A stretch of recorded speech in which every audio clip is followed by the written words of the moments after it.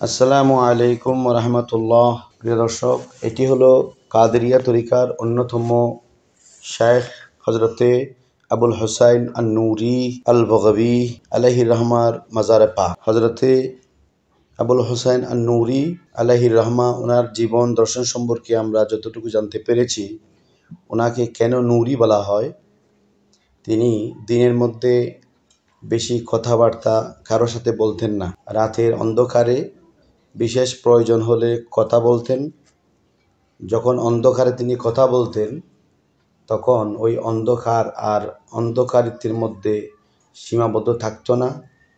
পুরা যে ঘরে তিনি কথা বলতেন, যেই হুজরাতে কথা বলতেন, কথা বলার সময় ওই হুজরাটি আলোকিত হয়ে যেত। ওনার সেই কারামতের কারণে ওনাকে নূরি বলা হয়।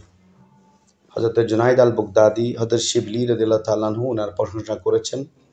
এমন একজন আল্লাহর মহান ওলির দরবারে আমরা আজ জিয়ারত করেছি। আমাদের কাদেরিয়া শ্রীকুটিয়া দরবারের তরিকতের শজারার মধ্যে ওনার নাম লিপিবদ্ধ রয়েছে। আলহামদুলিল্লাহ।